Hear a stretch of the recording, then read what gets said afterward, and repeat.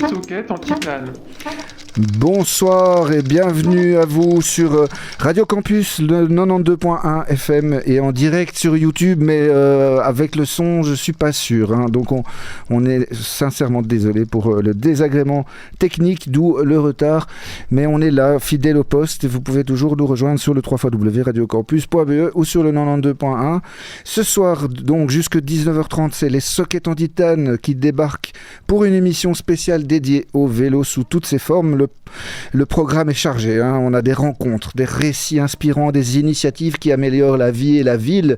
Et nos invités du jour, eh bien, c'est d'abord normalement une émission dédiée aux droits des femmes, puisque récemment avait lieu la journée de lutte en faveur des droits des femmes. Et donc, l'idée était d'avoir avec nous une présence féminine accrue et majeure. Et on a dû, en raison de l'actualité, faire un petit déroger à la règle, et c'est pourquoi nous avons quelques hommes aujourd'hui, mais nous avons surtout l'équipe féminine de Cargo Vélo avec Anneline, Baptistine et Bibi. Bonjour Cargo Vélo, bonjour l'équipe féminine de Cargo Vélo. Salut Clément, salut les auditeurs. Baptistine est une habituée, Bibi et Anneline moins. Bienvenue à vous. Merci. Et alors donc une émission qui va parler de cyclo-féminisme et aussi d'art et de cinéma et de photographie, puisque nous avons avec nous Jeanne Fourneau, qui est la réalisatrice d'un film photographique qui s'intitule Ni mari ni moteur. Bonjour. Et bonjour Jeanne, et qui est accompagnée de Delphine, qui donc est dans l'organisation du festival en roue libre qui a lieu à la maison haute de Watermal-Boisfort d'ici à la fin du mois et qui parle du voyage à vélo. Bonjour Delphine. Bonjour. Et donc Jeanne est programmée à ce festival puisque c'est un film photographique qui parle du vélo comme outil d'émancipation féministe et queer. Et on va en parler juste après, c'est ça? Tu veux dire quelque chose, Jeanne? Non, je vais pas on en parlera tout à l'heure. On en parlera. À côté de toi, nous avons Nathan et Franck qui sont père et fils. Bonjour, bienvenue à vous. Et eux vont nous parler de leur défi fou de faire un tour de France à vélo cargo, donc plus de 6500 km en 102 jours pour promouvoir le vélo cargo comme alternative au transport motorisé, comme véhicule utilitaire. Voilà, on a hâte d'en parler aussi. Chargé ce programme, je vous le dis. On est là ensemble, encore 1h15. Alors, il est où? Et il est là-bas. Pourtant, d'habitude, on ne le rate pas. C'est Sepp Pepinster qui organise le championnat européen de single speed à Hawaï. Non, Hawaï. Non, Hawaï. Non, c'est pas la même météo. Non, sinon le reste est exactement pareil. Ah, je croyais que c'était Hawaï. Donc c'est du 1er au 4 mai. Alors j'essaierai aussi de joindre par téléphone Étienne Bertrand qui organise le festival, le Salon Bike Bruxelles.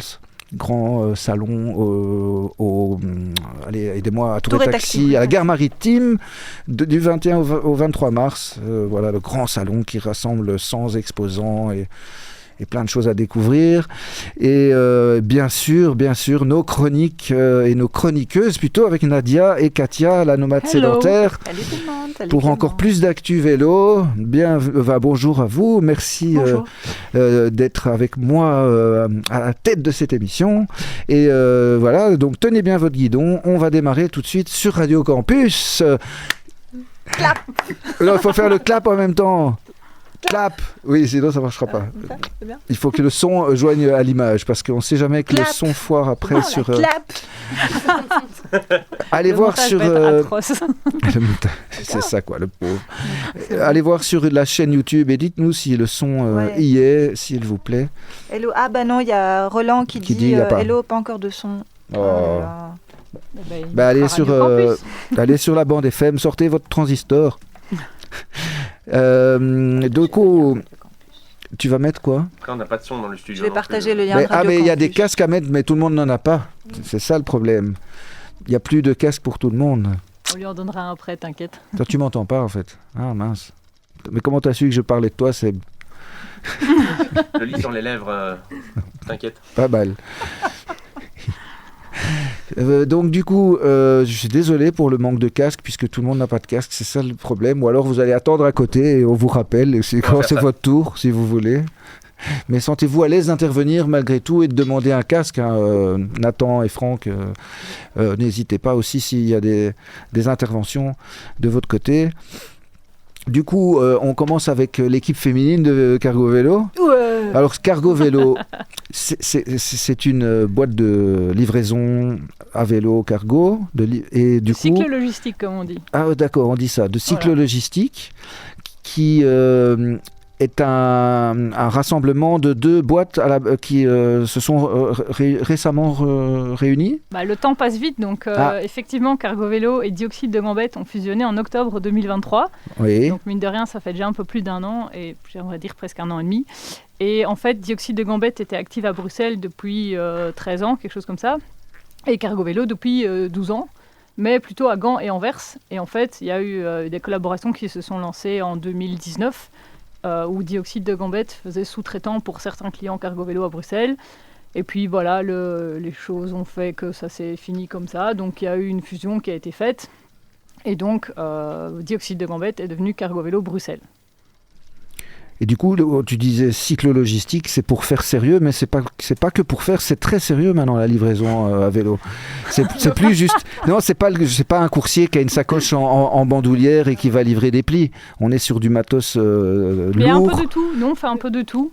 Ah ouais, Vous faites des coursiers new-yorkais aussi qui je sais que Bibi, elle aime Bibi, et alors on peut lancer un autre débat, mais Bibi et Anneline, elles aiment bien les omniums parce que c'est plus ça se faufile plus facilement dans la circulation, c'est en mode plus sac à dos, c'est pour des colis plus légers, plus rapides, ça dépend un peu aussi des gambettes qui roulent, on va dire. Mais oui, et c'est aussi pour faire une différence. Quand on vous dit livraison en vélo, ne mentez pas, vous pensez tous à Uber ou Deliveroo. Et nous, c'est pas... Alors non, parce que vous êtes sensibilisés ici dans le studio, mais je veux dire, les 3/4 des gens, c'est à ça qu'ils pensent. Et nous, c'est beaucoup plus que ça, parce que donc, nous, c'est tout type de marchandises, c'est pas que de la nourriture. On fait tout ce qui est lié à du e-commerce, mais on fait des échantillons médicaux. Donc c'est parfois des trucs sur tous les clients, en fait. En fait, on a très peu de particuliers, effectivement. Nous c'est plutôt du B2B. Mais ça arrive aussi. Hier, je crois que c'est toi qui l'as fait, ça, Bibi, les 2 plaques de Marlène là, vers Tour et Taxi. Ça, c'était une dame qui disait non, pour la facturation, faites ça à mon nom, quoi. Et donc, ça arrive qu'on ait des gens qui nous demandent plutôt des one-shots, mais ils sont très satisfaits. Elle a d'ailleurs fait un mail en disant que c'était super.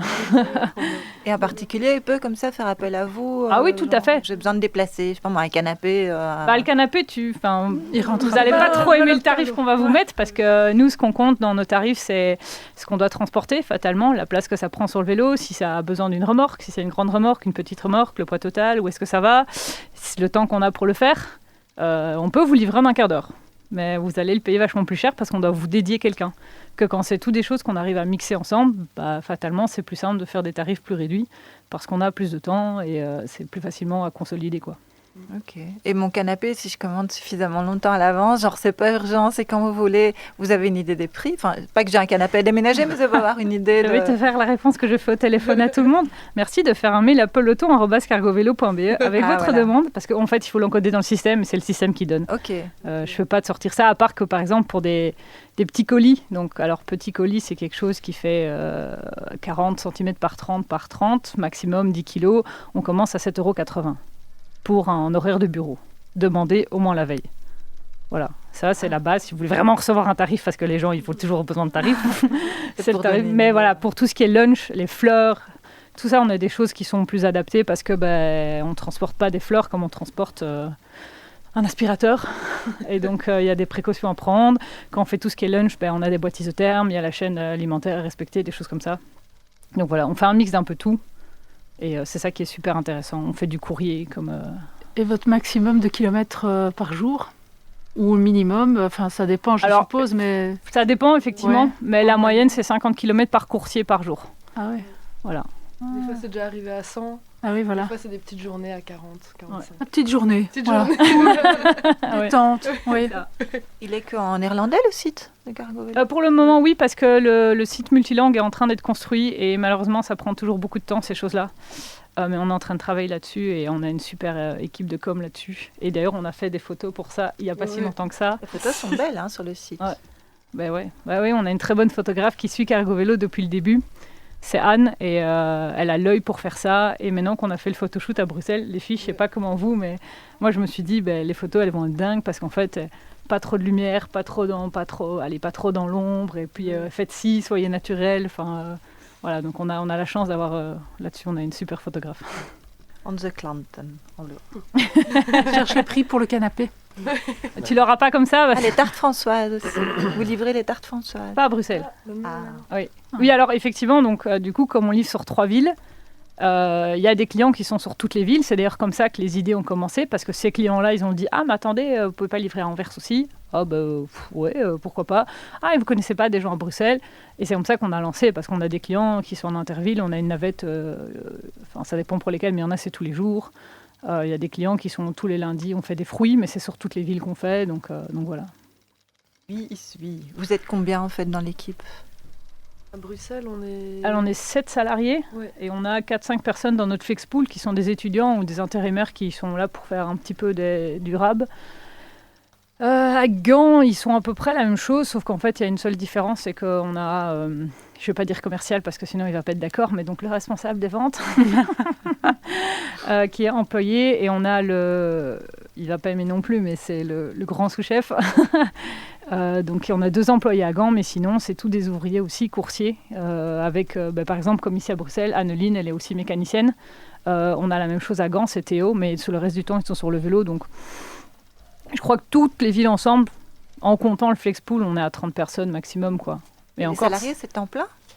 Alors oui, sauf qu'un temps plein chez nous, à vélo, c'est 24 heures semaine, parce que sinon après c'est un petit peu fatigant. C'est ça, j'allais dire. Un tout petit peu. Voilà. Et sur le site, je vois quand même une grande majorité de mecs, non ? Oui, mais justement, sur le nouveau site, il y aura plus de meufs. C'est vrai ? Il n'est pas encore mis à jour, en fait. Voilà, c'est ça. À Bruxelles, par exemple, c'est quoi la proportion ? Alors, on est quasi à 50-50 parce qu'on est 3 filles. Génial. Sur les 7 salariés, il y a 3 filles. Voilà. C'est qui, Clément, qu'on avait reçu C'était pas la dernière émission, justement, ou avant, qu'ils avaient des problèmes à recruter des femmes ? C'était quoi ? Urbike. Ah bah, c'était Oui. Urbike. Comment vous faites pour... pourtant, il y en a, accueillir hein. ces C'est moi qui m'occupe du recrutement. Ah, voilà. Désolé, Urbike, ils ont boulite. Hein, Mais comme il y a un stock qui n'est pas illimité de femmes prêtes à rouler sur un vélo cargo toute la journée, si toi tu les chopes toutes... Pas toutes, mais on va dire aussi, par exemple, Bibi, elle est arrivée chez nous via Anneline, parce qu'elles se connaissent du monde du skate. Ah ouais ? Donc voilà, on a Yona, une intérimaire, c'est pareil, vous la connaissez du monde du skate aussi. Et en fait, ce qui fonctionne bien, c'est le bouche à oreille. Et puis moi, c'est plus les réseaux sociaux qui ont fait aussi qu'il y a des gens qui... Moi, on a eu un étudiant pendant 2-3 ans, il a postulé via Twitter, quoi. Ah ouais. C'était très drôle. Donc voilà. Je ne sais pas si vous entendez Franck et Nathan, parce que vous êtes aussi dans la cyclologistique. Tu as étudié tout le truc pour la France, je crois, hein, Franck. Mais est-ce qu'on peut lui passer un casque pour... Peut-être si tu as quelque chose à dire par rapport à ce qui se fait en Belgique. Alors, effectivement, j'ai travaillé en cyclologistique à Paris. Et pour le coup, le problème... En tout cas, la difficulté à recruter, à attirer des filles, à recruter des femmes était flagrante parce que il y avait nous, dans la structure dans laquelle je travaillais, on avait jusqu'à 20 livreurs sans aucune femme et avec pas de candidature, quoi. Donc c'est pas le problème de sélection de l'activité, c'est vraiment sélection à la source d'une profession qui n'a pas l'air de séduire beaucoup de femmes en tout cas. Et je sais que Cargonaut, pour le coup, qui est un peu l'équivalent d'Urbike à Paris, on commençait à avoir une proportion de femmes beaucoup plus importante ces 2-3 dernières années. Mais au début, c'était difficile aussi. Je connais bien Pauline là-bas. Ouais. Et donc on va reparler après de tout ce que vous allez faire par rapport à la France. Mais oui, il n'entend pas, il n'a pas de casque, il faut. Mais c'est pas grave. On va. mais il n'a pas pris. Ah, mais non, c'est pas grave. Tu veux que je fasse des Je claps disais, non, ça sert à rien là, c'est fini les claps. Merci, non, mais on va revenir après à votre initiative de faire le tour pas du monde, mais de France à vélo cargo.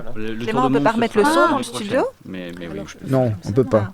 Non, on ne peut pas. Et Un écho sinon. Du coup, on parlait de parité mais déjà le fait de travailler dans le vélo, c'est déjà pas facile en soi. Ça n'existait pas tant que ça. Ça a pris le fait de travailler, que ce soit comme mécanicien ou comme vendeur de vélo ou comme coursière. C'est quelque chose qui a pris de l'essor. À l'époque, jamais j'aurais pensé qu'on ferait une émission, on parlerait que de vélo cargo quasi. Là maintenant, ça prend les 2 tiers de l'émission. Comme quoi, c'est l'aspect pro qui génère aussi un énorme business Parce que c'est des vélos qui circulent en ville toute la journée en fait. C'est pas on n'est pas entre 7 et 9 heures dans les embouteillages. Oui, il y a des embouteillages sur le piste cyclable, mais non. Mais on n'est pas des gens qui allons au travail à vélo. Nous, on est toute la journée dans la ville. Donc, aller maintenant à Bruxelles, c'est vraiment une réalité aussi. C'est quelle que soit l'heure à laquelle tu sortes, le fait que tu vois un vélo cargo, c'est devenu presque normal. Que ce soit les nôtres, nous on a des bleus flash, là, on sait bien que c'est nous. Ou ceux qui, la définition de vélo cargo pourrait être discutée, mais genre ceux qui ont les triporteurs qui ont un gros bac à l'arrière, qui font un petit camion, ça, tout le monde en voit aussi maintenant. Et donc on en voit de plus en plus. Et maintenant, il y a de plus en plus de particuliers qui ont des vélos cargo qui s'en servent pour aller au travail, conduire les enfants et des choses comme ça. Donc oui, ça s'est démocratisé. Moi, ça fait 7 ans que je suis là. Moi, je peux vous dire qu'à 7 ans, j'ai été engagée parce que j'étais une fille. Ils l'ont jamais dit, mais je le sais. Donc on va dire que pour le coup, ça m'a bien arrangé, quoi.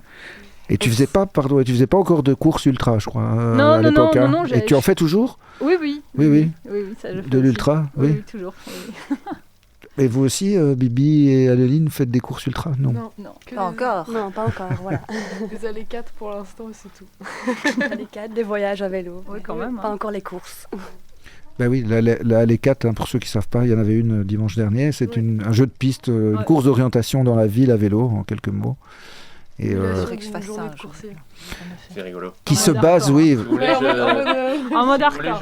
je me débarrasse justement de tous les t-shirts des allées 4 de 2011, 2012, 2013 que j'ai trouvés dans ma penderie. Donc si vous les voulez, c'est je vrai les donne. Donc si vous voulez faire genre j'ai fait une allée 4 en 2011, vous pouvez avoir un de mes t-shirts, c'est pas un problème. C'est non, mais tous UM, donc à mon avis c'est votre taille. Mais non, mais t'aurais dû me les léguer pour qu'on les vende au profit de l'association Les Sockets. C'est trop tard, il y a la moitié qui sont réservés. Donc, ouais, mais tu vois, tu vends du rêve, en fait il n'y a rien, ils sont déjà partis tes trucs. Moi, je voulais vous demander, toutes les trois, quand vous êtes à vélo pour le travail, donc sur le vélo cargo avec l'uniforme, etc., et quand vous roulez à vélo normal dans la ville, vous sentez une différence de comportement dans les automobilistes par rapport à vous ou pas ?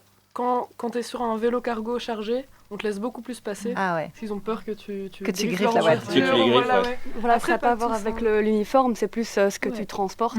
Tu as l'air d'être plus encombrant quand tu as un vélo cargo, donc ils vont plus s'écarter que si tu es sur un vélo classique.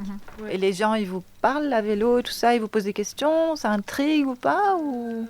Ça m'arrive de temps en temps au feu rouge qu'on me demande t'as combien de kilos là-dedans, et puis je leur réponds je sais pas. Je veux pas savoir. En fait, je veux pas savoir. Je veux pas savoir. Et tu roules aussi pour le plaisir, hein, en plus. Enfin, vous roulez. Oui, en fait, pour le moment, je suis la seule qui vient en transport en commun au boulot. Tout le monde vient en vélo, sinon déjà. Donc déjà, avant de faire du vélo pour le boulot, on vient en vélo comme ça. Et on roule tous pour le plaisir à côté, sous diverses formes, parce qu'on a des gens qui font du bike polo aussi dans l'équipe. Des fixies, je sais pas si on en a encore en ce moment. Il y a toi, il y a Bibi quoi. Ah non, Bibi elle est plus en fixe, mais elle fait les allées 4 avec les pignons fixes. Ouais, mais moi je fais les allées 4 en vitesse, je suis pas j'ai jamais roulé en fixe. C'est à un moment on avait ça aussi, donc on avait tous les types de cyclistes représentés, on va dire, de par nos activités extra travail. Oui, parce que toi, tu es la plus ancienne dans le... Oui, maintenant oui. Moi, tu l'as dit peut-être depuis combien de temps ça fait un peu plus de 7 ans. Mais justement, début mars, j'avais commencé. D'accord. Tu as commencé à 12 ans Ouais. Sur un bullet. Pas mal. Il y avait une même belle pas... connexion, là. Il y a un truc qui se passe, Non, Anneline, ça fait 3 ans, j'ai envie de dire. Ouais, je dirais 2 ans et demi. 2 ans et demi, et Bibi, au mois de mai, ça fera 1 an. Quelque chose comme ça. En juin, ça fera 1 an. En juin, voilà. Voilà. Donc on va dire que c'est la plus récente. Ouais. Voilà. Bah, ça va, elle se débrouille bien, donc ça va. Ça va. Donc, toujours là. De toute façon, il suffit de pas mourir. Hein. Il y a des jours où c'est plus compliqué que d'autres. Mais donc, on fait appel à vous surtout parce qu'on a envie de ne pas polluer, d'avoir une conduite responsable, écologique, en tant que responsable d'une PME ou de... Ça dépend.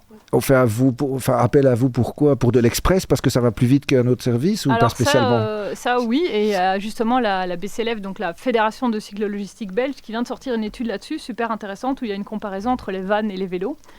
Et maintenant on a des chiffres pour le dire, mais on le savait déjà avant. Mais donc effectivement, dans tout ce qui est centre urbain, donc par exemple ici à Bruxelles, dans le Pentagone, vous êtes gagnant avec un vélo, parce que notamment déjà il y a le piétonnier. Donc qui pour le moment est toujours accessible au vélo, touchons du bois. Mais les gens qui font appel à nous, Non.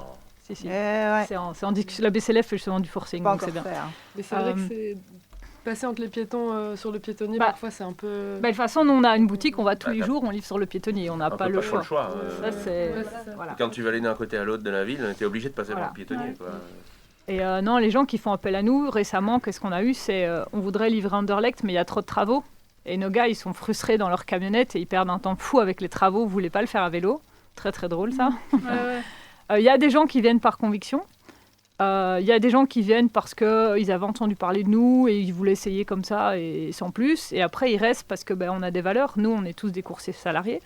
On respecte une commission paritaire. Donc, ça veut dire qu'on a des droits, on est protégé, on a des congés payés. On est en fait légalement, on est même des camionneurs parce qu'il n'y a pas de commission paritaire pour les coursiers à vélo. C'est vrai, vous êtes considérés comme camionneurs ? On a des camionneuses. Et en fait, c'était pas ouvrier pédaleur, c'était comment ? En fait, il y a eu des changements il n'y a pas longtemps, mais donc maintenant on n'est plus que 4 catégories dans la commission paritaire, et donc en fait ça dépend si on fait de la manutention et le type de responsabilité qu'on a. Mais donc là-dessus, en fait, ça crée qu'on a des petits bonus en plus. Parce que, par exemple, un camionneur, il doit faire un break toutes les 6 ou les 8 heures, quelque chose comme ça. Et en fait, pendant ce break, le camionneur, il va manger, il va boire, mais il n'est pas forcément au boulot, fatalement, puisqu'il est sur la route. Et donc, il reçoit 1,80 € par heure travaillée pour s'acheter son sandwich. Et nous, on a ce truc-là aussi, alors que nous, on travaille 6 heures par jour. Par contre, vous êtes quand même les seuls camionneurs de Belgique à ne pas devoir avoir le permis de conduire. C'est vrai, c'est vrai. On apprend à rouler en vélo cargo et avec les remorques et tout ça, mais c'est vrai qu'on ne fait pas de permis spécifique parce que c'est l'expérience. Tu roules et puis tu roules, quoi. Et c'est une coopérative aussi, Cargo Vélo ? Non, ça ne l'est plus parce qu'il y a eu le changement de code des sociétés en 2021 qui fait que maintenant on est une SRL, mais avant ça a commencé comme ça aussi. Il y a toujours des gens qui ont des parts dans Cargo Vélo, ça va jusqu'à C maintenant, mais donc il y a des gens qui ont des parts, effectivement. En fait, t'es manager chez Cargo Vélo que tu parles si bien. Alors... Parce qu'ils sont où les managers de Cargo Vélo en fait, c'est toi ? Non, en fait, moi je gère le hub à Bruxelles, mais comme j'ai l'expérience de dioxyde de gambette, parce qu'en fait, il y a pendant 8 mois, je me suis retrouvée à gérer tout dioxyde de gambette. Oui. Et du coup, je connais plein de choses comme ça aussi, et notamment le coût départ et tout, mais moi j'ai dû signer la fusion, par exemple. Du coup, moi j'ai fait le notaire à Gand et des choses comme ça, mais donc... En tant qu'employé, non, membre de la coopérative. Mais en fait, j'étais casquette. Non, j'étais administratrice de dioxyde de gambette, en fait. Il y a ça aussi qui a joué. Mais donc, maintenant, je suis juste la responsable du hub à Bruxelles. Ça veut dire que je fais du dispatch, mais j'ai un autre dispatcher, par exemple, et Anneline est mon autre backup dispatch. Quand Anneline est malade, comme cette semaine, Bibi et moi, on fait un petit peu de mécanique, on chipote à gauche, à droite, parce qu'à force, on finit tous par apprendre à faire un peu de mécanique. Mais je m'occupe du planning aussi, et répondre aux clients qui veulent des devis, quoi. Mais je fais plus les factures, ça c'est trop bien, je fais plus le payroll, ça c'est trop bien. Et les grosses réunions clients, j'ai un responsable des ventes pour ça, donc voilà. Le commercial. Voilà. Il va m'en parler mardi prochain, je suis sûre. Et Anneline, tu roules aussi autant que tu répares des vélos ou En ce moment, j'ai un jour dédié à la mécanique et du coup 3 jours sur le vélo. Ah ouais, ok. Parce que du coup, Anneline, en fait, j'aime bien dire que c'est ma chef d'atelier. Et elle gère quand même une flotte de 8 vélos électriques et 3 vélos musculaires, plus 4 remorques. Pas mal. Pas mal. Et ça, c'est juste Bruxelles. Oui, parce qu'il y a encore Gand... Gand et Anvers. Mais ça, c'est Théo qui gère. Ok. Voilà. Putain, voilà, j'ai une chef d'atelier. Il faut enchaîner après ça. Merci. On va parler encore de vélo cargo et de livraison, hein, puisqu'on a Franck et Nathan avec nous. Mais on a une petite pause là au programme avec Étienne. Étienne, non, je l'ai pas encore appelé. avec Nadia qui serait prête pour sa chronique. Ah, moi je suis prête. Allez. Puisque oui, il faut quand même que tu t'entendes parler. Oui, c'est mieux comme ça. Donc j'y vais ? Oui, s'il te plaît. Alors, il y a une semaine, c'était le 8 mars, c'était la journée des droits de la femme. C'était évident, c'est obvious, comme dit ma fille, que j'allais faire un petit clin d'œil. Le vélo pour la femme, c'est éminemment une histoire d'émancipation et de combat. Sur ce terrain, encore une fois, la femme a dû se battre pour avoir ce droit. Au début du 19e siècle, rassurez-vous, le passage historique durera pas trop longtemps. Donc au 19e, suite à l'invention du vélo, monter sur un vélo avec ses robes à jupons n'était pas chose aisée. Car, je vous le donne en mille, le pantalon leur était interdit. De toute façon, le vélo, c'était pas conçu à la base pour les femmes, mais elles s'en emparent. Fin 19e, le vélo se démocratise et de plus en plus de femmes l'utilisent, se déplacent librement. Exit la dépendance à l'homme.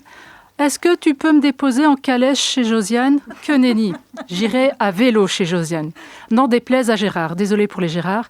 Oui, elles vont conquérir une liberté de circuler de manière autonome. Début 20e, les femmes sont autorisées à porter des pantalons pour faciliter l'usage du vélo. Bon, je ne vous raconte pas la gueule du pantalon, mais il a le mérite de normaliser le port du pantalon pour les femmes. Quelle avancée! Oui, on peut parler d'avancée, sortir des carcans vestimentaires pour se mouvoir plus facilement. Et les hommes, pendant ce temps-là, sorry, mais ils se sont pas démarqués par leur intelligence. Ils sont inquiets, oui, très inquiets. Le vélo pour la femme, danger, warning, c'est pas bon, vous comprenez, ça peut causer tellement de problèmes, la stérilité, des inflammations multiples, pire, un orgasme avec le frottement. Et voilà, on y est. Cela pourrait donner du plaisir à ces dames. Gérard, on se concurrence avec une selle maintenant. Le patriarcat a encore frappé, mais elles ne s'arrêteront pas. Elles continueront de rouler, de braver les interdits, les codes, etc. Entre-temps, des clubs féminins de cyclisme voient le jour, mais on devra attendre 1955 pour voir le premier tour féminin, qui fera une pause forcée pendant quelques années avant de revenir en 2022, je pense. Rapide coup de pédale dans l'histoire, nous voilà en 1990. Une interview épique. La championne du monde sur route, Jeannie Longo, fait face à de nombreuses critiques sexistes.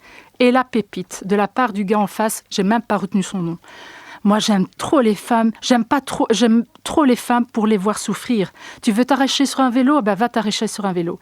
Et plus loin de rajouter, voir une femme sur un vélo, c'est moche.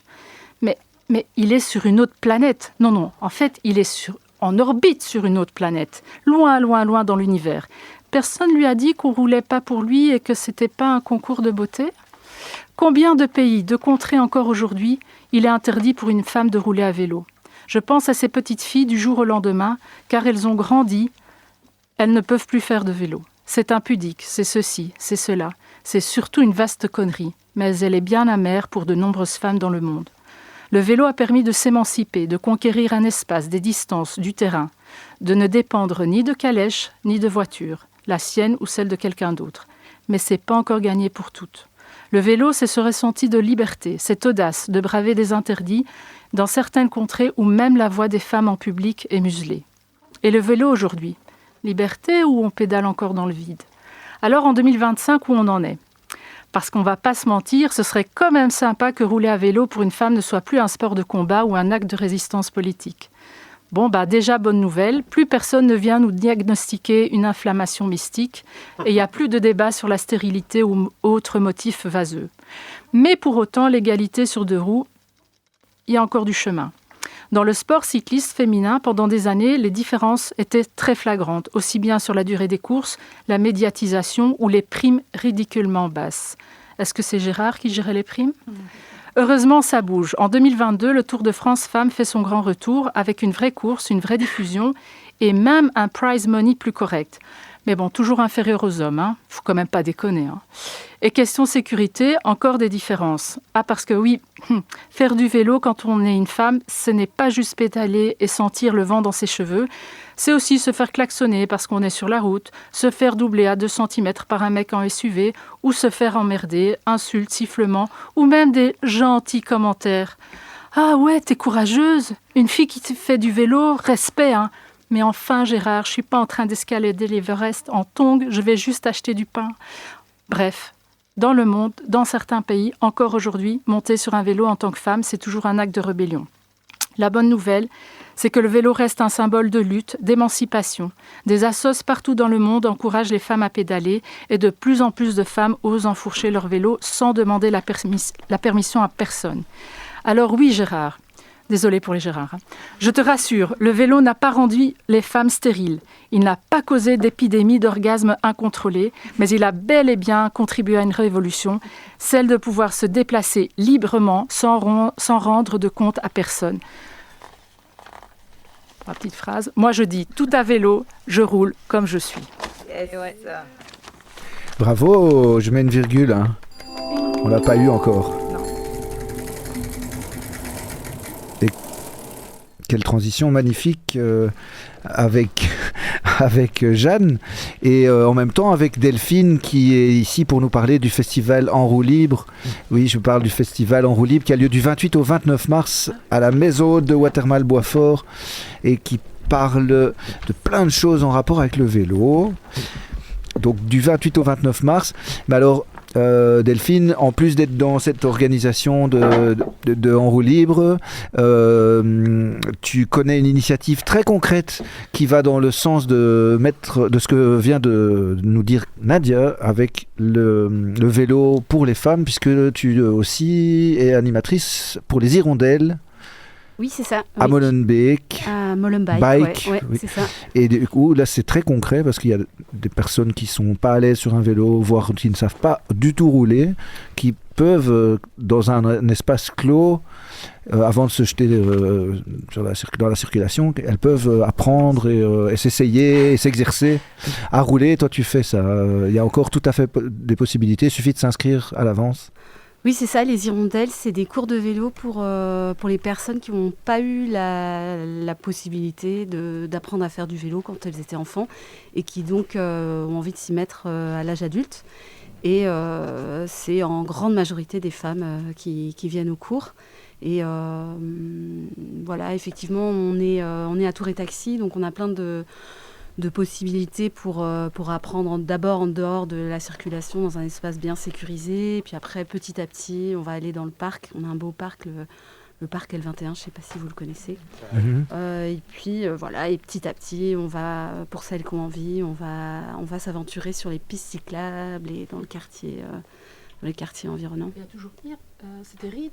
Oui, c'est ça. C'est Rit Nassens qui a créé ce projet en 2019, 2020 à peu près, ouais, c'est ça. Qui continue à être super active. Si une personne n'a pas de vélo, vous en prêtez éventuellement ?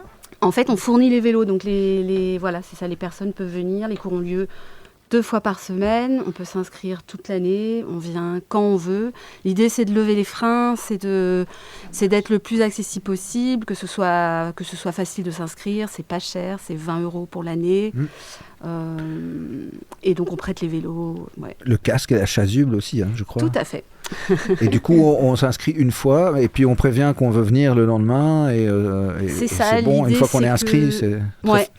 C'est que les personnes qui viennent à nos cours, elles ont peut-être des contraintes familiales, elles ont peut-être ou des situations de travail qui font qu'elles ont des horaires irréguliers et donc elles ne sont pas obligées de s'inscrire pour un cycle avec voilà, elles peuvent venir quand elles ont la possibilité. Elles peuvent venir aussi avec leurs enfants si elles n'ont pas de garde pour leurs enfants. Elles viennent avec leurs enfants, pas de problème.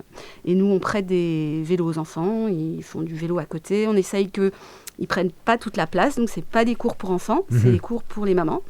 Mais les enfants sont les bienvenus. C'est vraiment génial. Ouais. Et moi, je vous vois parfois devant le MIMA, c'est possible ? Oui. Voilà, c'est ça, parce que j'habite juste à côté. Quand je passe, je vois toujours un groupe d'une vingtaine de personnes, et principalement des femmes. Alors, il y a aussi un autre groupe, il y a le groupe Roue Libre, c'est peut-être eux qui voient à la porte de Ninove. Ouais, c'est ça. Mais il y a plusieurs groupes en fait, il y a il y a toute une série d'associations qui font des cours pour les femmes. Et nous, on s'aventure quand même assez souvent dans cette zone-là aussi. Parce que donc, après, on part en balade. L'idée, c'est aussi de découvrir la puissance du vélo pour se déplacer. Pour son départ, souvent, la motivation, c'est un peu le loisir, pouvoir se balader avec ses enfants, aller au parc, être au vert. Et puis, pour certaines, c'est aussi, j'ai des difficultés avec les transports en commun, à cause de mes horaires de travail, par exemple. Ou bien, j'ai été obligée de prendre une voiture. Et puis, en fait, je n'aime pas cette voiture. Et donc, j'ai envie de me déplacer autrement. Et donc là, on y va aussi sur plus de distance. On s'aventure carrément dans Bruxelles. Voilà. Et vous faites même parfois des voyages à vélo avec elle, non ? Et oui, on fait des excursions très régulièrement. On en fait une ce dimanche pour aller voir la nouvelle passerelle au Cap-Bras. Donc, dans la belle saison, on fait des excursions le dimanche vraiment 2 fois par mois. Et puis, l'été dernier, on fait parfois des excursions plus lointaines. L'été dernier, on a été à la mer, on a été visiter une réserve naturelle près d'Anvers. Voilà, l'idée, c'est aussi de pouvoir vraiment sortir de Bruxelles. Et on a fait un petit séjour en étoile. Et c'est vrai qu'on aimerait bien peut-être imaginer quelque chose d'itinérant un jour, si on arrive à l'organiser.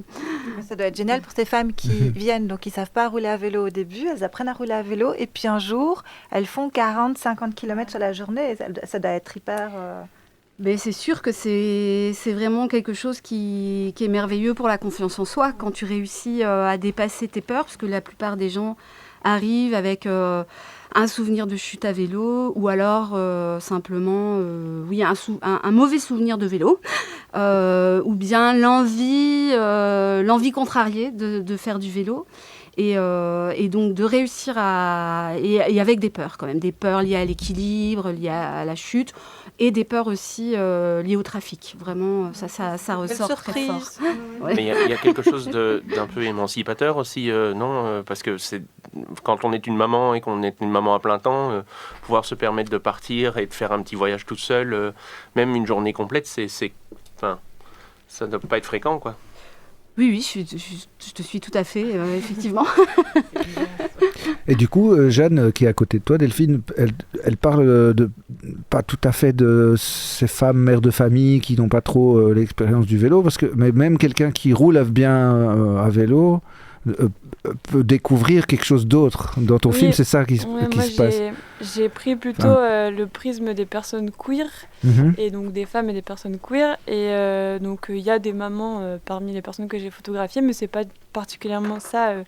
Le thème, c'est plutôt vraiment le côté émancipation qu'on découvre à travers la pratique du vélo, même si on n'est pas passionné par le vélo. Juste, oui, découvrir on est beaucoup plus libre, qu'on peut se transporter seul. Et puis l'introduction à la mécanique aussi, c'est super important, parce que c'est souvent un domaine où les femmes et les personnes sexisées, comme on dit, elles sont exclues, et c'est pareillement très très émancipateur d'apprendre à réparer soi-même des choses, et ça apporte énormément de confiance en soi aussi. Et il y a... moi, c'était du coup des personnes queer, notamment parce que il y a pas mal... ça marche pas mal sur du bouche à oreille. Donc moi, personnellement, c'était ma coloc quand j'habitais à Paris, qui était dans une collective de vélo de cyclo-féministes qui s'appelle Bande Rugueuse. Et en arrivant à Bruxelles, j'en ai rencontré d'autres. Ici, c'est les Déchaînés qui organisent aussi des rides régulièrement. D'ailleurs, il y en a une le 4 avril. C'est un peu l'équivalent des bandes rugueuses à Paris, c'est ça ? Les Déchaînés, je ne sais pas si on peut dire équivalent, mais il y en a dans plein de villes. Mais il y en a à Marseille, à Lille. Je ne vais pas toutes les citer, mais... En fait, c'est pour ça que mon film, il raconte le côté un peu communauté que ça crée, et l'émancipation et le bonheur que c'est de faire du vélo ensemble, quoi. Et je sais plus ce que je voulais dire. Non, mais c'est même plus que le vélo. C'est au début, parce que c'est un film photographique avec une narration, une voix off. Oui, je l'ai vu. C'est un court-métrage, pour préciser. On est bien sûr un court-métrage. Mais qu'est-ce qu'il y a encore Je dis interro-écrite. Tu l'as vraiment vu. Non, mais c'est l'idée que la personne qui parle a toujours roulé sur un vélo type hollandais à col de cygne, et puis se rend compte que elle roule en roulant sur un vélo de course. Ouais, c'est ça. Elle se rend compte qu'il y a quelque chose qui se passe là. Ouais, moi j'ai vraiment eu une espèce d'énorme révélation en changeant de vélo. En fait, j'ai toujours eu le même vélo hollandais comme ça. Et je l'utilisais vraiment. Ouais. Pareil. Moi, c'est à cause de Katia que j'ai un gravel. Ouais, mais après, je dis pas que tout le monde doit prendre des vélos hollandais. C'est juste que, par exemple, à l'atelier Molenbeek, c'est écrit ceci n'est pas un vélo de femme avec une image de vélo hollandais, et ceci n'est pas un vélo d'homme pour un vélo de course avec un. Arrêtez de dire que les vélos avec une barre, c'est des vélos d'homme. Voilà. Et en fait, on peut encore chier avec ça. Hein. Pourquoi tu roules avec un vélo d'homme? Et oui, et moi ça m'a permis de découvrir qu'en fait je pouvais aller beaucoup plus vite que ce que je pensais, et j'ai vraiment eu une révélation sur ce vélo dans une rue un jour, mais parce qu'on me l'avait prêté, un homme me l'avait prêté, et c'était incroyable quoi, cette sensation, c'est ça que j'ai essayé de retranscrire un peu dans le film, où ça commence par des photos de un voyage que j'avais fait moi-même seule, où j'avais démonté intégralement mon vélo pour le mettre dans un Flixbus pour ensuite faire du vélo dans le train et tout. Et en plus, faut le remonter à Bercy, à Paris. Je sais pas si vous avez déjà... Ça se fait. Mais du coup, j'ai fait ça pendant des années. Il faut le mettre dans une pochette, et c'est très pressurisant de remonter son vélo à Bercy devant le regard de plein de gens qui se disent qu'est-ce qu'elle fait. Donc et avec ce truc, même je me souviens, j'avais changé mes freins aussi dans un train, ce trajet-là, et après que j'ai eu terminé, il y a un homme qui est venu me voir et qui est venu toucher mes freins, comme ça. C'était bien fait. Ça paraît pas croyable. Des travaux je vérifie quand même au cas où. Oui, c'est ça, j'étais... Mais voilà. Mais bon, moi j'avais envie de montrer le côté très joyeux de la lutte, parce que on voit plusieurs rides dans le film. Et du coup, c'est des photos, et j'ai des enregistrements sonores des rides. Et je trouve qu'il y a beaucoup d'humour dans cette lutte aussi, avec les slogans.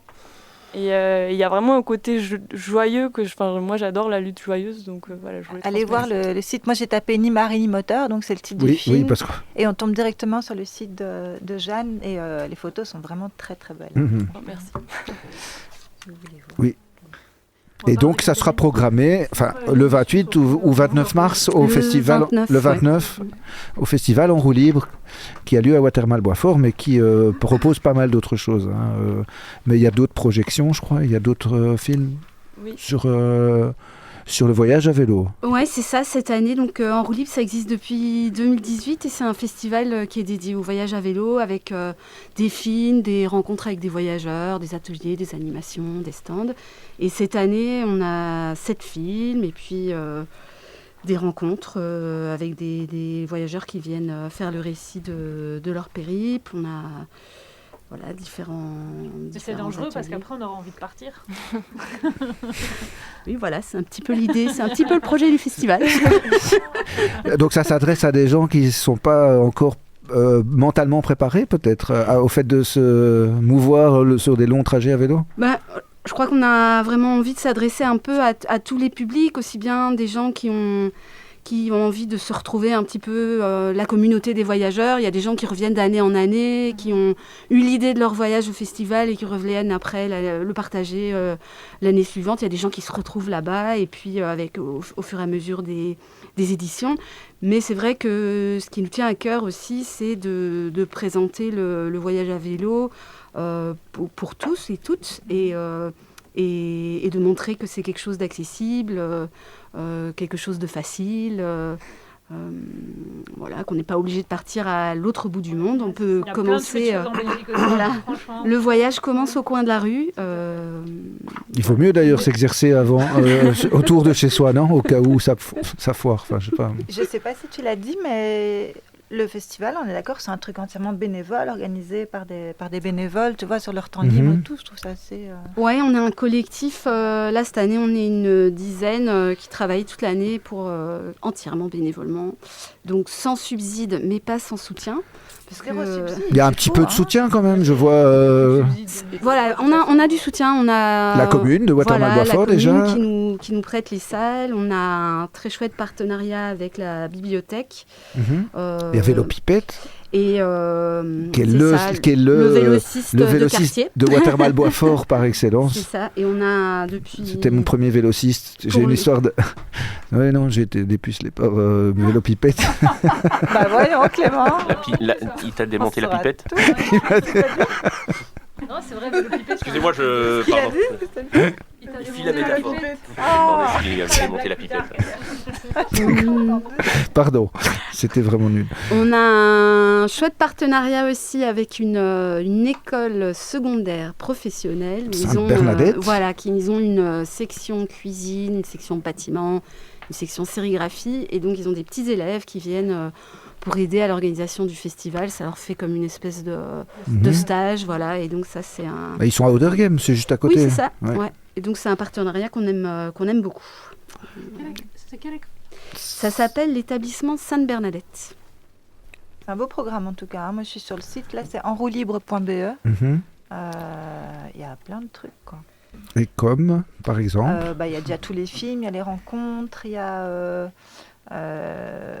voilà, par exemple, en film, on a Accordé vos vélos, récit d'une tournée symphonique à vélo. Ni marée ni moteur, évidemment, de Jeanne, dont on a parlé. Il y a... Attends, qu'est-ce que j'avais vu ? Voilà, je déménage de Paris à Bruxelles à vélo. Ah oui, je l'ai vu celui-là. C'est vrai ? À un moment, il prend une bosse, il perd des trucs, tu fais, mais jamais il va y arriver. Et il arrive entier, mais il a peut-être pété moins de trucs en cours de route. Ah, par contre, Clément, je m'insurge. Il recevait un podcast et nous, on n'a pas été invités. C'est vrai ? Le facteur humain. C'est quoi ça ? Le facteur humain, donc ça, c'est Vincent qui arrive à l'âge de la pension et qui a envie de partir sur son vélo pour un voyage long. Mais il ne sait pas très bien où il veut aller et il a cette idée, en fait, de transporter des messages et de les remettre en main propre, donc des courriers qu'il appelle des courriers importants mais pas urgents. Et donc, il commence avec son réseau d'amis et comme ça, il transporte les messages, il les remet. Puis petit à petit, en fait, il a créé un réseau comme ça de facteurs humains. Et donc, il vient au festival et il fera un atelier d'écriture à la bibliothèque. On écoutera donc ce podcast qui a été réalisé par France Culture, Les Pieds sur Terre. C'est là que j'ai entendu, ouais. Et puis, il y aura une agence des facteurs humains aussi. Donc, vous pouvez, si vous avez des messages à envoyer, vous pouvez venir les rencontrer. Une autre... Mais en mode méga chillax, quoi. Lui, il ne doit pas le livrer avant 17h, son truc. Une autre invitée, peut-être, dont j'aimerais parler, c'est Ariane Pinel, qui est une autrice-illustratrice, qui a fait 2 très beaux albums. Je ne sais pas si vous les connaissez, Sacha et les vélos et L'île au vélo. Albums jeunesse qui sont vraiment vélorissionnaires. C'est vraiment une militante qui essaye de libérer les enfants enfermés dans les voitures. Et donc, elle va venir on fera des ateliers pour apprendre à dessiner des cyclistes et des vélos. Et puis après, on fera une grande fresque vélorissionnaire, donc le samedi après-midi. Il y a même un atelier pour savoir transporter... Il y a même un atelier pour savoir transporter justement son vélo. On parlait de démonter, remonter à Bercy sur le parking. Ça, il y a un atelier.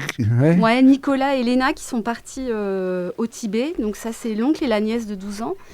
Et comme c'était pas évident le relief, ils ont pris beaucoup de bus et beaucoup de moyens de transport sur place.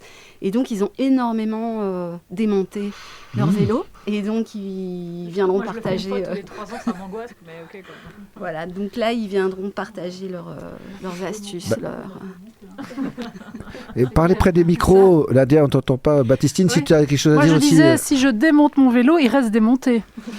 Ça, c'est clair. Ouais. Ah oui, ça... Il faut faire à l'atelier pour apprendre à le remonter. Voilà. Ah oui, transporter son vélo. Mais Delphine, c'est pas juste démonter les roues et enlever, je sais pas, la selle qu'il faut faire. Il y a encore des trucs à faire. Ça dépend si tu triches. Moi, je l'ai fait la dernière fois en revenant de Lyon, mais du coup, les housses, elles sont faites déjà pour des vélos sans garde-boue.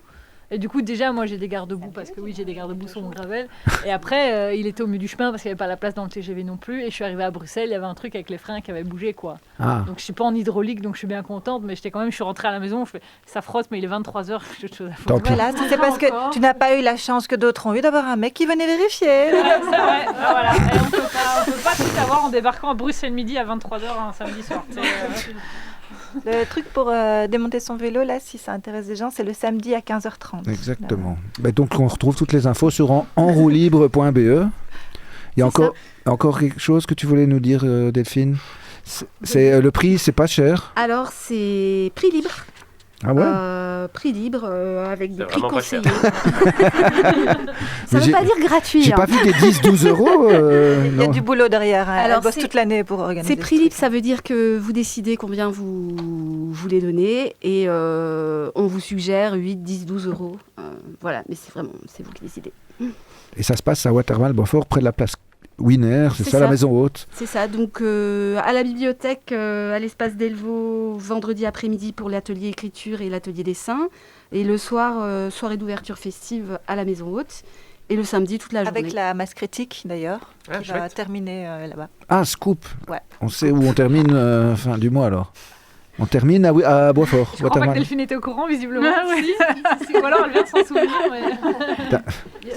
Donc en gros, vous finissez à l'autre bout de Bruxelles, pensez-y. Fallait pas le dire. Si, venez, on va être des millions vendredi soir. Delphine va être ravie. Non, elle a tout prévu. Tout est prévu, tout est sous contrôle. Donc si vous voulez visiter le festival le lendemain, vous pouvez faire du camping, amener votre tente le soir de la masse critique. Vous allez pouvoir camper devant la... Pas loin de la promenade verte. Salle, voilà. Gardez la tente pour le week-end d'après, mais on en parle après. Hein. Oui. Laissez-la de côté. Exactement. Mais on en parle après. On en parle après? Ah ben on en parle après. Et on peut parler de ce que Katia, la nomade sédentaire, a écrit aujourd'hui. Oui, enfin moi je préviens un petit agenda vélo aujourd'hui parce que je savais que le planning était serré, donc... Mais oui. Je me suis dit, je vais aller vite. Hein. C'est pas du tout parce que j'ai pas eu le temps d'écrire une chronique. C'est pas la vérité. Pas du tout. Ouais, non, pas du tout. Voilà. Allez, à d'autres. Alors, voilà, petit agenda vélo. Je peux avoir une petite virgule, Clément? Oui, tu peux. Tu peux.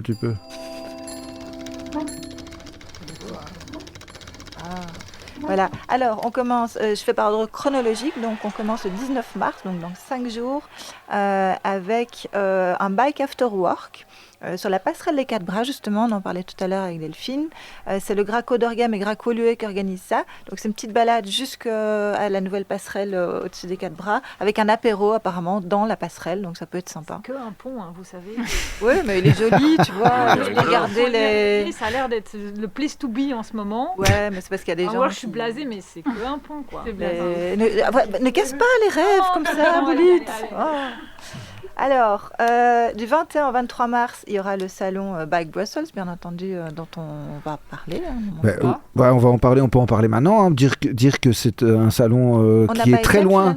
Mais non, on n'a pas. Il y a la ligne téléphonique de la radio. Tu nous écoutes. Du coup, il faut bien qu'on en parle parce qu'il n'est pas là pour le faire pour nous. Mais c'est un super chouette salon. Hein, donc ça, dans la gare maritime à Tour et Taxi, ça dure tout le week-end. Il y a plein d'exposants, aussi bien des vélos que du matériel lié au vélo. J'espère que cette année, la Flandre sera de retour avec ses cartes, parce qu'ils n'étaient pas là l'année dernière. La Wallonie était bien représentée, alors qu'il n'y a pas de piste cyclable. Et la seule région de Belgique où il y a des pistes, ils n'étaient pas là. Il y a des ravels, presque. Mais il y a des... Ouais, il y a des ravels. Bref. Mais il y a des conférences. Beaucoup de Ravel, quoi. Ouais, et puis tu débouches le fait à la fin du Ravel, puis là tu débouches sur une autoroute et tu donc tu dois faire demi-tour. Quand ça s'arrête, oui, c'est sûr. Voilà. On n'est pas là pour l'analyser, s'il vous plaît, la mobilité, l'agenda. Revenons à nous. Le salon Bike Brussels, c'est vraiment chouette. Enfin, moi j'aime bien y aller chaque année. Mais oui, c'est un très bel endroit déjà, la gare maritime. Déjà, voilà. Et alors en plus, c'est pas cher non plus, vu que là, nous on a un code promo pour ceux, c'est BXULB 25. Quand vous allez sur leur site, sur le site bikebrussels.be et que vous voulez acheter un ticket, vous encodez le code promo des sockets en titane. BXULB 25. Voilà, BXULB 25. Voilà, et allez-y parce que c'est vraiment chouette. Vous allez... Voilà, mais c'est pas fait que pour acheter un vélo, un nouveau vélo. De quoi ? C'est pas fait que pour des gens qui voudraient investir dans un nouveau vélo. Non, tu peux acheter. Enfin, il y a plein de trucs tout autour à découvrir aussi. Il y a des...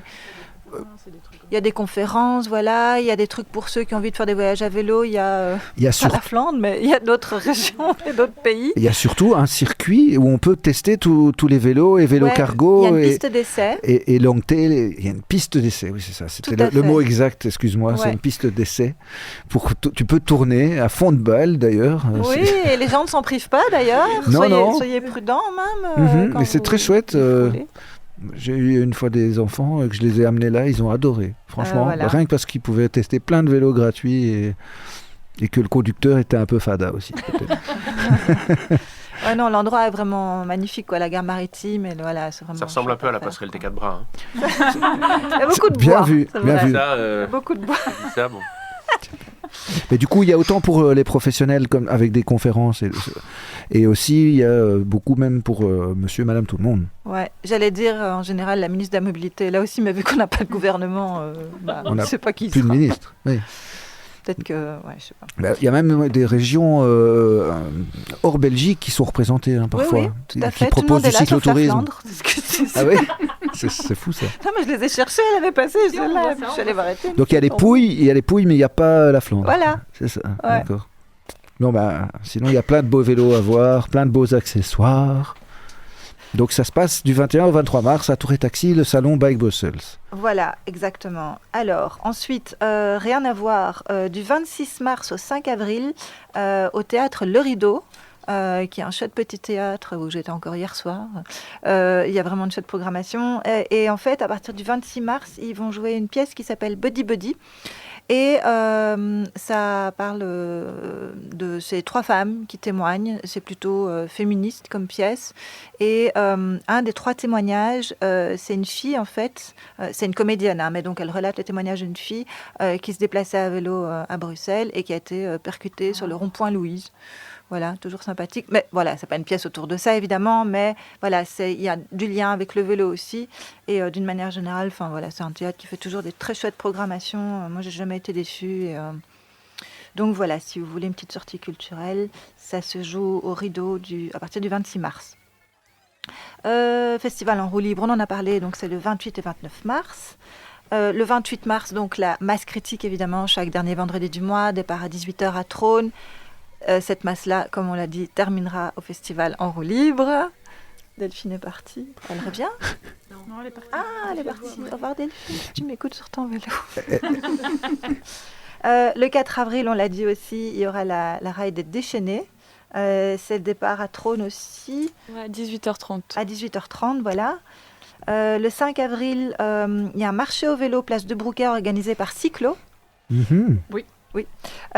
J'étais en train de vérifier les dates. Ah voilà. C'est les brocantes, les brocantes Fits. Donc c'est le 5 avril. La saison des brocantes qui recommence et la première édition est à la place de Brouquer. Place de Brouquer, donc de 9h à 18h le 5 avril. Si vous voulez vendre un vélo, vous allez le matin. Si vous voulez acheter un vélo, vous allez l'après-midi. Ouais. Voilà. Le 11 avril, notez dans votre agenda, prochaine émission des Hoquettes en titane. Merci. Très important. Oui. 19 avril, là, il y aura une brocante vélo à XL le long des étangs. Pareil, le matin, vous allez déposer les vélos. L'après-midi, vous allez en acheter si vous en cherchez un. Les formations à vélo dans le trafic du Grac reprennent aussi. Donc ça, c'est des formations qui durent à peu près 2-3 heures, qui sont hyper complètes. Moi, je les recommande à tout le monde. Vous avez une petite partie théorique et puis surtout, vous allez pratiquer en petits groupes comme ça dans la ville, accompagné. Très efficace. Oui, moi aussi, j'avais suivi cette formation au début. Donc voilà, il y a une formation à Jette le 15 mars, à Uccle le 22 et à Forêt le 12 avril. Allez sur le site du Grac, il y a toutes les dates. Vous cherchez formation vélo-trafic, vous allez tomber dessus. La Bike Experience reprend aussi à partir du 2 avril. Donc ça, c'est Pro Vélo qui organise aussi des petites formations pour apprendre à rouler dans le trafic. Ils vont organiser 2 sessions par mois jusqu'au mois de juin. C'est un petit peu moins que les autres années parce que voilà, on n'a pas de gouvernement, comme on l'a dit, et donc il n'y a pas de sous. Donc ils font comme ils peuvent. Ils font aussi des balades guidées thématiques, Pro Vélo comme toujours. Des exemples, ils ont Bruxelles au rythme des saisons, les cours Enfuis du Malbec et la forêt de Soigne, toute une histoire. Donc voilà, ils ont plein de chouettes petites balades touristiques à vélo à faire avec un guide.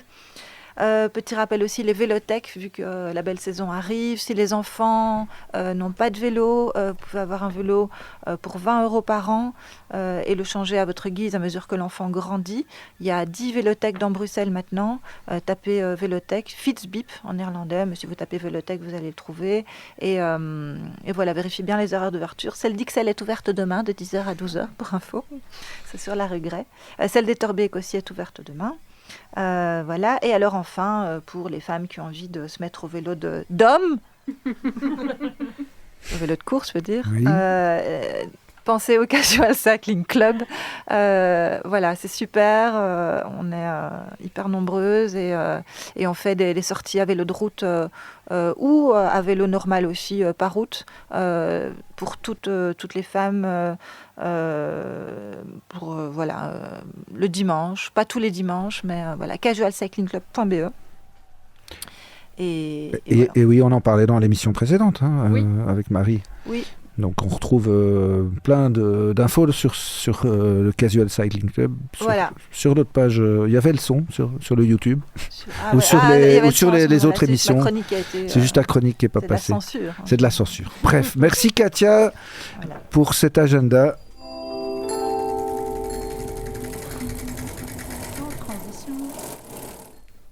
Transition vers la France même, je dirais. La France.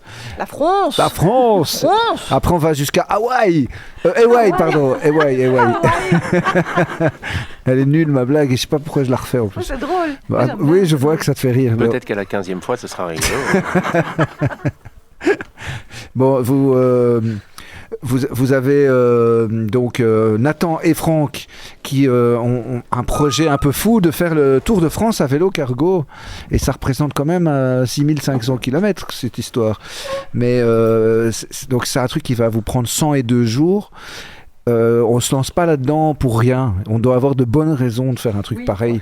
Sauf si on est jeune et innocent et inconscient. Mais sinon, je vois Ce qui n'est plus mon cas. ce qui n'est pas- voilà, merci de le C'est préciser. un peu le mien. Du coup, c'est un peu celui de ton fils, Franck, puisque Nathan est ton fils, et vous faites ça en plus en père et fils, quoi. Une aventure qui veut plébisciter le vélo cargo comme véhicule utilitaire. On peut résumer ça comme ça, mais pas que. C'est donc montrer à des professionnels qu'on peut remplacer le vélo par la camionnette par un vélo cargo. Oui, effectivement, le point de départ, en tout cas, ça a été ce constat que encore aujourd'hui, le vélo cargo est méconnu. Alors, quand on est à Bruxelles ou quand on est à Paris ou quand on est à Nantes ou Lyon, on peut un petit peu douter de cette affirmation-là, mais dès qu'on sort de ces grandes villes déjà très cyclables, même s'il y a encore des progrès à faire dans ces villes-là, mais on est dans une terre complètement inconnue quand on parle de vélo cargo, enfin de vélo en général, mais de vélo cargo en particulier. Et il nous a semblé effectivement intéressant d'aller déjà, pour commencer, donner à voir des vélos cargo, et surtout notre première mission, on s'est dit que c'était de montrer que le vélo cargo professionnel, le vélo cargo en général, c'était fun.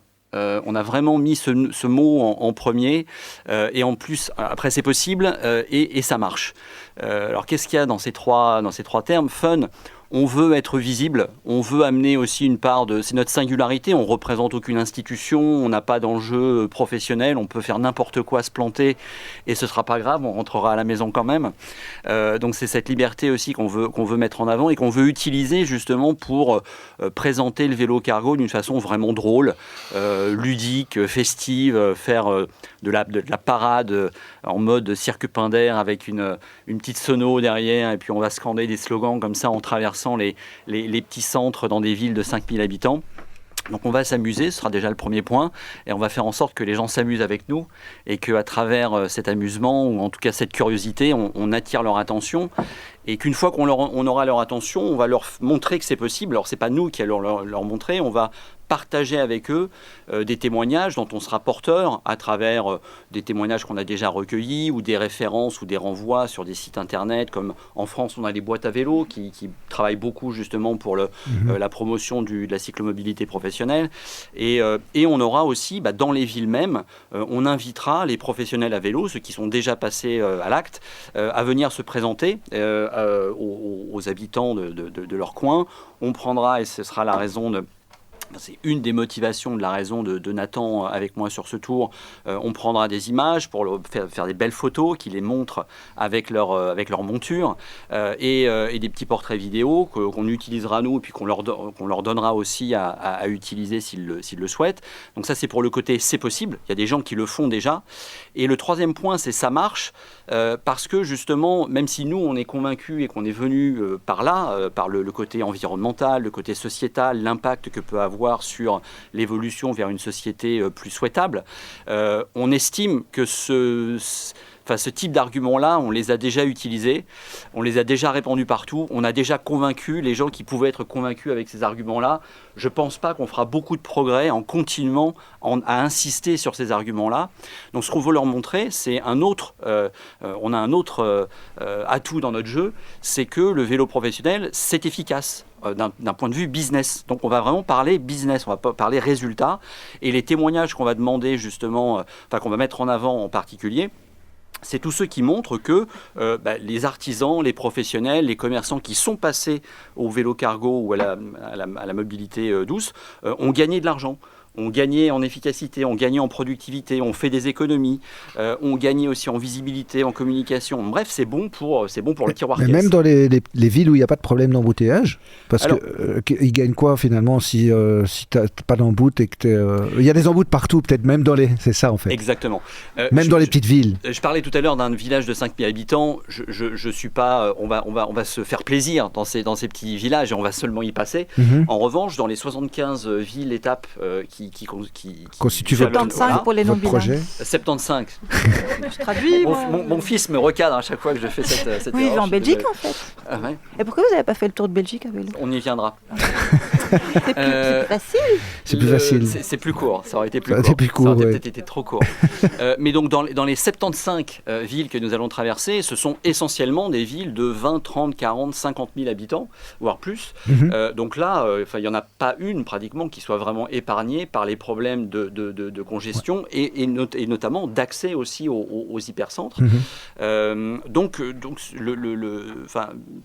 tous ces territoires-là sont concernés. Et vraiment, ce qui est important pour nous, c'est d'aller partout en France. Encore une fois, je disais tout à l'heure, mais pour sortir des grandes villes déjà cyclables et aller montrer des vélos cargo à des endroits où les gens ont peu l'habitude d'en voir, et parfois on a du mal, nous, dans le travail de préparation, à trouver un artisan.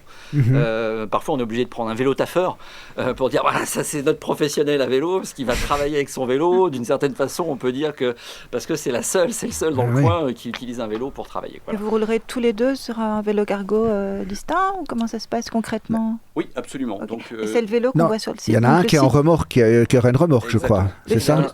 C'est le mien, c'est un VAE. Ouais. Il y aura une remorque attachée. Et celui de Franck, c'est un radieur. C'est un radieur, c'est une marque française qui vous soutient d'ailleurs. Oui. Ils nous prêtent des vélos pour faire ce tour. C'est des électriques, tous les deux électriques. C'est triché. Ouais. C'est que dalle en fait, c'est vraiment c'est triché. Le tour il se fait en c'est le vélo qu'on voit sur le site, donc le site c'est la franceavelocargo.fr. En plus même le site est .fr quoi en fait. C'est 2 charges quoi, c'est 2 charges de batterie quoi, 1600 km. Oui, justement, vous allez vous organiser comment si c'est des électriques et vous logez comment? Voilà, moi je suis plus la partie voyage qui m'intéresse aussi, parce que vous avez déjà des lieux définis. Dans la boîte du cargo. Dans la boîte du cargo. C'est le vélo qu'on voit sur le site. Confortable. Pardon. C'est le vélo qu'on voit sur le site avec la boîte devant, c'est ça? Oui. Alors je sais plus du coup. Alors oui, tout à fait. Alors okay. C'est un croquis évidemment, mais oui, absolument. Il est inspiré directement du. Parce qu'en fait, le vélo avec lequel moi je vais tourner, celui qu'a Nathan est un vélo qui est déjà commercialisé depuis 2 ans. Pour la petite histoire, hein, c'est pas anodin. On a choisi ce partenaire parce que c'était un partenaire qui est assez récent sur le marché du vélo. Ils sont arrivés en 2022 et c'est le résultat c'est un consortium provincial à Bourg-en-Bresse, donc c'est pas le cœur de la France la plus hype, mais en tout cas c'est un endroit où il se passe des tas de choses, notamment dans le tissu industriel, et c'est un groupe d'industriels qui était regroupé au sein d'une organisation qui s'appelle Mécabourg, qui se sont un petit peu monté le bourrichon ensemble pendant la période du confinement, en disant mais c'est incroyable, on n'est plus capable de rien produire en France, et même des vélos, alors que même dans le coin, il y a eu une époque où il y avait des belles marques de vélos. Bref, ils sont sortis du confinement avec la décision de se regrouper à quelques-uns pour dire on va mettre nos savoirs en commun et on va produire un vélo. Donc ils ont comme ça sorti un vélo qui est le Phoenix, qui a été en l'occurrence le premier VAE Origine France Garantie, qui est un label qui garantit effectivement que le vélo est vraiment fabriqué en France, c'est-à-dire que le cadre est fabriqué intégralement en France, un certain nombre d'éléments qui sont fabriqués en France. Le moteur qui a été choisi pour ce vélo, c'est le moteur Valeo, qui lui aussi donc produit en France. Donc vraiment le Made in France va très très loin dans la conception de ce vélo. Et ces gens-là, après avoir sorti ce premier vélo, avaient envie de sortir un biporteur, un vélo cargo. Et ils ont rencontré à l'Eurobike de Francfort, ils ont rencontré l'équipe de Bosch Cargo Bike, qui sont des gens qui sont installés à Toulouse et qui font de l'upcycling de vélos, c'est-à-dire qu'ils prennent un cadre de vélo classique et ils vont construire une extension finalement qui transforme votre vélo cargo. En vélo cargo. Ils ajoutent la partie. Il y a Mowo qu'on avait eu dans l'émission qui fait ça ici à Bruxelles. Officine Recycle, les Italiens en fait, ils utilisent cette base-là. Voilà, exactement. Ils sont partis de la même. C'est fou parce que toi, tu n'étais pas dans le vélo à la base, Franck. Moi, tu t'y es mis après.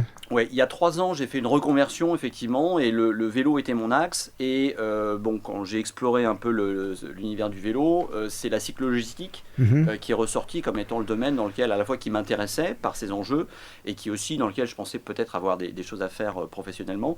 Donc j'ai travaillé pendant un peu plus d'1 an, post-opérationnel, livreur la plupart du temps en l'occurrence. À Paris À Paris, oui, dans une entreprise qui s'appelle Cigogne, qui est une entreprise d'insertion et qui fait donc de la cyclo-logistique dans Paris. Mais je comprends pas, t'habites Bruxelles ou t'habites Paris? Mais les deux. T'as pas le don d'obliquité. Mais c'est pas par ton fils ici présent que tu es arrivé au vélo, un peu quand même, il n'était pas dedans avant? C'est dans l'autre sens. C'est dans l'autre sens. Papa il faisait du vélo quand j'étais beaucoup plus petit. On a toujours eu un vélo quand on était gosse. Et c'est un peu parti. Et justement, pour avoir de la liberté, on a déménagé à Montpellier, où on était un peu à l'extérieur, fallait avoir une voiture ou autre. On m'a acheté un beau vélo de route, un Triban de chez Decathlon. Ouais. Mais il était beau. Il était incroyable. J'ai vraiment, qui s'est fait voler ici à Bruxelles. Mais j'ai fait toutes mes premières sorties, tout a recommencé à partir de là. En plus, Montpellier pour faire du vélo, c'est vraiment incroyable. Il y a du soleil, des belles routes. Pic Saint-Loup, voilà. Donc tu as travaillé, donc ton père il travaillait chez Cigogne du coup, après une reconversion. Voilà, donc j'ai passé une année effectivement où j'étais entre Paris et Bruxelles, où j'étais à Paris la semaine et je revenais le week-end à Bruxelles. Et au terme de cette année, dans cette entreprise de cyclo-logistique, j'arrivais au terme de contrat, je n'ai pas souhaité prolonger, mais par contre j'avais un projet d'écriture qui avait vraiment mûri pendant cette année de cyclo-logistique, et j'avais aussi envie de partager ce qu'avait été mon expérience, ma découverte de l'univers de la cyclo-logistique, et donc j'ai mixé les deux en faisant un roman qui s'appelle Vélo Cargo. Voilà, dont on pourrait parler brièvement et qui est disponible chez Hors Catégorie, l'atelier Place Fernand Coq. Absolument. Donc qui est disponible chez des revendeurs sélectionnés, triés sur le volet, dont Hors Catégorie à Bruxelles. Bon, j'ai pas encore eu le temps de le lire. Le revendeur exclusif en Belgique, c'est le seul. C'est pas vrai. Et donc voilà, donc j'ai écrit ce bouquin, et pendant l'écriture l'écriture de ce bouquin, j'étais conscient que c'était quelque chose de très niche parce que ça parlait vraiment des livreurs. C'était pas forcément un produit grand public, que je trouverais pas d'éditeur qui me laisse publier le bouquin que j'avais envie vraiment d'écrire. Ça parle des camionneurs aussi Ça parle un peu de camionneuse, ouais. Et donc on a décidé avec mes 2 fils, donc Nathan et son frère, de créer une structure pour auto-éditer ce bouquin. Et en sachant qu'il faudrait s'employer un petit peu pour en faire la promotion, l'idée assez tôt d'un Tour de France a surgi. Donc j'ai fait un premier test avant d'avoir fini le bouquin en avril-mai de l'année dernière, où l'entreprise 12 Cycles m'avait gentiment prêté un V2 qui était mon biporteur de cœur, pour traverser la France. Donc voilà, sur la base de cette première expérience, après ça, j'ai fini le bouquin et j'ai peaufiné un peu le format, parce que j'avais compris combien de kilomètres il était possible de faire, etc. Enfin voilà, il y a pas mal de choses que j'avais compris en faisant ce premier périple qui était 1500 kilomètres de Paris à Montpellier, puis remonter à Lyon. Et donc pour répondre à la question qui était posée tout à l'heure, comment on est entièrement équipé pour camper. C'est l'avantage du biporteur, du vélo cargo, c'est l'avantage de l'assistance électrique, c'est qu'on peut se lâcher un petit peu sur l'équipement qu'on emporte, et ça rend les choses très accessibles. Surtout, le point sur lequel on insiste, c'est que c'est pas un exploit sportif, c'est pas une aventure extrême, c'est presque un business trip, quoi. C'est une mission d'ambassade, de sorte que quand on va avoir fait nos 60, 80, 100 km dans la journée commence, quoi. On arrive dans une ville, on a donné rendez-vous à des gens pour des entretiens, pour des présentations, pour des choses. Donc il ne s'agit pas qu'on arrive complètement rincé, à dire désolé, je prends la douche, je vais me coucher. Donc voilà, c'est aussi le pourquoi du choix d'un véhicule assistance électrique. Donc on est entièrement équipé pour camper, mais on fait appel à tous les réseaux. Donc moi je suis actif depuis 2 ans sur un groupe Facebook qui vient de changer de nom et qui s'appelle Cyclodor, mais qui est extraordinaire. J'ai voyagé partout en France en étant hébergé à chaque fois, reçu, et c'est des expériences mais vraiment exceptionnelles, surtout dans un temps comme celui-ci où on peut douter parfois un petit peu de l'évolution de l'esprit humain et de la nature humaine. Retrouver cette hospitalité, cette gentillesse des gens qui vous accueillent, qui vous invitent chez eux, qui partagent leur temps, qui vous invitent à dîner, c'est assez magique. Et de voir ça ville après ville comme ça typiquement, on commence le 31 mars, on a donc une première boucle, et sur les 28 premières nuits, on a déjà 18 nuits qui sont couvertes avec des hébergeurs, et chaque jour, on a des nouveaux messages qui nous sont envoyés, dire tiens, j'ai vu votre truc, je peux vous recevoir ici ou là. Donc ça aussi, c'est un élément vraiment très très très important dans le voyage. Ouais, de se sentir un peu soutenu par des gens sur place, quoi. Et alors c'est fou parce que tu parles de business, mais tu allies aussi la culture avec un livre qui est un polar. C'est quand même, c'est une fiction bien sûr, mais non, je le vois Titi. Il a fait un hochement de la tête, genre c'est pas vraiment. Le premier roman est toujours autobiographique. Oui, il semble. C'est vrai. En écrivant ce livre, et ça se voit. En tout cas, je vois l'équipe féminine de Cargo Vélo qui est en train de manipuler ça en disant quoi. Il y a un petit lexique. Chez camionneur, il n'y a pas. Genre, il y a un livre qui parle de notre boulot, quoi. Il y a un livre, un roman polar qui parle de notre boulot, c'est cool, quoi. Il y en a un autre, hein. Il y a Maninel Chaos ici à Bruxelles qui a écrit Le journal d'une chambre à air. Ah bon ? C'est vrai ? Ouais. Ben, et il a le MEDEX, le musée de l'exil. Il a le MEDEF avec lui. Le musée de l'exil. Wow, balèze le gars. Le musée éphémère de l'exil à Ixelles. Ouais. Et il s'appelle Daniel, et il a été coursier à vélo, et il a écrit un bouquin qui s'appelle Le journal d'une chambre à air. C'est pas Daniele. C'est Daniel. Il faut l'inviter, Daniel. Oui. Il faut l'inviter. Oui, bien sûr. Oui, bon, après, il cause quand on l'invite. Oui. Mais voilà. Mais son bouquin est très chouette, ça parle de mais d'ailleurs, tu ferais mieux de causer. Toi, tu ferais mieux de causer aussi, parce qu'il nous reste 5 minutes. Et on est. Il faut aller à Hawaï. Il faut aller à Hawaï. Parce que tu t'es lancé. Merci beaucoup, Franck et Nathan, pour. C'est la France à vélo cargo. On rappelle juste que le site internet et l'Instagram rassemblent plein d'infos et qu'on pourra vous suivre dans votre périple. On pourra vous suivre dans votre périple. C'est la France à vélo cargo, tout simplement. Ouais. Et du coup, oui, partons vite à EY, dont tu es originaire, Seb. Non, je ne suis pas originaire de là, mais bon, des Ardennes, t'es des Ardennes. Mon nom de famille, c'est Pepinster, donc je suis de la région de Liège. Je vais dire génétiquement parlant. On avait dit, bref. Donc venons. Pardon ? L'accent. Putain, on n'a pas de temps. Katia, il nous reste 5 minutes. L'accent de Liège, je peux l'avoir, il n'y a pas de problème. Plus rien, je suis censurée de toute façon. Ah oui. Si tu veux que je parle avec l'accent de Liège, il n'y a pas de problème, on va te le faire. Voilà. Mais non, on voudrait que tu parles de ton événement. Bonjour, ça va ? Ouais. Donc non, alors, comme le dit Clément, moi j'organise un événement qui s'appelle les Championnats d'Europe de VTT Single Speed, donc le SSEC 2025. Ça existait les VTT Single Speed. Non, mais pas que les VTT. Alors, j'explique. Le Single Speed, le principe, c'est que le VTT, c'est déjà un sport de con, parce que bon, je veux dire, faut prendre un vélo, faut aller monter dans la montagne, c'est déjà complètement crétin. Mais alors, les mecs qui font du Single Speed, c'est encore plus des cons. C'est-à-dire qu'ils enlèvent leur dérailleur et il n'y a plus qu'une seule vitesse. Ce qui fait qu'à la base, la communauté Single Speed, elle s'est rencontrée parce que la plupart des mecs faisaient du pignon fixe ici dans les années 2000, début des années 2000. Puis on a commencé à mettre des gros pneus et aller dans la boue. C'est la suite, je veux dire. C'est la suite logique des grands enfants. C'est la suite logique, aller jouer dans la boue. Et donc la communauté Single Speed s'est montée. On a commencé à faire des événements. Il y a des championnats d'Europe et des championnats du monde. Mais la Gogo L-Cross, c'était pas ça ? La Gogo L-Cross était un événement national, mais c'était pas le championnat de Belgique. Il y a aussi le championnat de Belgique. Championnat de Belgique qui a lieu la semaine prochaine, si je ne m'abuse. Mais voilà. Et toi, c'est le championnat d'Europe, carrément. Et moi, j'organise le championnat d'Europe. C'est-à-dire que on m'a désigné volontaire pour organiser le championnat d'Europe. J'étais au championnat d'Europe l'an dernier en France. Je suis arrivé avec mon parmentier de canard dans la tente où il y avait tout le monde. Tout le monde s'est mis à applaudir et on m'a dit, voilà, c'est toi qui organises l'an prochain. J'ai dit, ok. Voilà. Et donc, l'événement se passe à EY. Pourquoi ? Parce que quand on m'a dit la Belgique c'est plat, je leur ai dit ok, alors on va aller faire du VTT à la côte de la Redoute. Voilà. Je connais pas, mais ça monte. Liège-Bastogne-Liège. Ah ok, c'est sur la route. C'est là où ça grimpe, ça race. Voilà. Et alors je privatise une brasserie qui a 5 hectares de terrain, qui s'appelle la brasserie Elfic, qui est vraiment super chouette. Et l'idée c'est que tout le week-end du 1er mai, donc on campe sur place.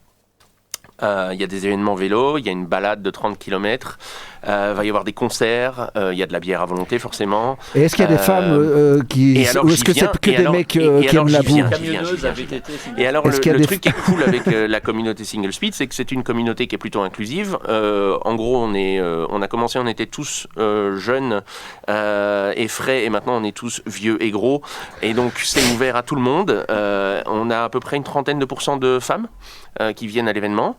Ce qui, pour des gens qui veulent se rouler dans la boue en VTT, c'est quand même pas mal. Elles ont un peu, pour la plupart, toutes commencé avec leurs mecs qui faisaient du VTT, mais maintenant, il y a des nanas qui viennent toutes seules. L'an dernier, au championnat du monde, on a eu je vais dire, la première VTTiste mondiale du monde, qui a maintenant 75 ans, quelque chose comme ça, qui a fait la course seins nus. Vraiment très très chouette. C'était les championnats du monde en Allemagne, mais bon voilà. Et donc ici, c'est pour ça que je suis là aujourd'hui, c'est parce que la communauté est assez petite en Belgique. On est, je vais dire, une centaine de personnes à tout casser, mais comme la communauté est ouverte à tout le monde et toujours ouverte à n'importe qui, voilà, il est bien d'en parler parce que on manque de femmes. On manque de gens. Vous pouvez venir avec n'importe quel vélo, même si, idéalement, un vélo à gros pneus, c'est bien. Si vous avez un dérailleur, on vous le bloquera, de toute façon. On vous le pètera avec les dents. On vous met des colliers colsons dedans, et puis voilà. Ça fait rêver, hein. Et donc, c'est cool. C'est l'événement. Vous pouvez trouver plus d'informations sur ssec25.be. On me fait signe que je dois la fermer, donc je la ferme. Oui, je suis vraiment désolé, je dois rendre l'antenne, mais... Pas ma faute, si on est en retard. C'était un grand... On se retrouve le 11 avril, c'est ça, le 11 avril pour la prochaine. Mais vraiment, merci à toutes et tous d'avoir été avec nous. Et aux auditeuristes aussi d'écouter cette émission complètement dingue. On la mettra sur toutes les plateformes le plus rapidement possible. Avec du son. Avec un peu de sens. Avec un peu de sens, ouais. Avec du vélo. Portez-vous bien, bon week-end. Salut.